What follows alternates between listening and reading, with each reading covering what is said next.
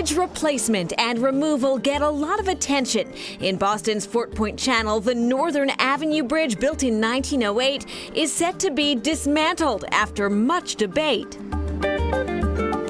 Then there are aging behemoths like the Tobin. Jonathan Gulliver is highway administrator of the Massachusetts Department of Transportation. That's a bridge that people love to hate. Tobin's going under study. That bridge is going to be approaching its end of life sometime in the next 10-15 years, and we need to decide what to do.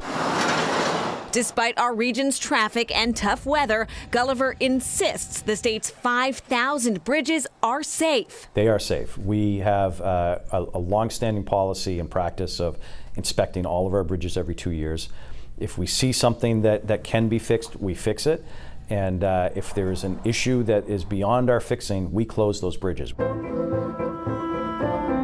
One of the biggest closures to come, the Bourne and Sagamore bridges on Cape Cod, built in the 1930s by the U.S. Army Corps of Engineers and scheduled for replacement. Construction could begin in a couple of years. Right now we're anticipating that it'll take 8 years, maybe a little bit more. Louisa Paiwanski is executive director of MassDOT's aptly named Mega Projects Delivery Office. Both bridges are hugely important to Cape Cod. 230,000 or so year-round residents really rely on the bridges. They're the only major roadway evacuation route to the mainland. They also play a huge role in the Massachusetts economy. They carry more than 38 million trips every year. MassDOT says their design proposal will drastically improve the commute and include paths for pedestrians and cyclists. The new bridge will be built right next to it.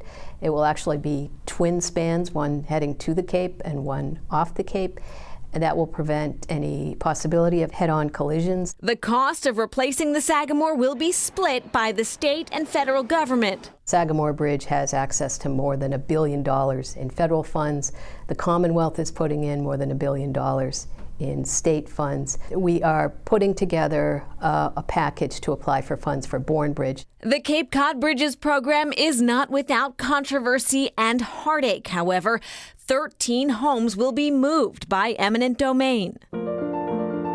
New or old, bridges represent a critical link in the transportation chain and play an outsized role in our lives. We depend on bridges every day. It's useful if everyone could appreciate the bridges on your daily commute, and not only when they're closed or when they have problems. Our challenge today is to maintain what we already have and to take pride in what previous generations of engineers have built for New England.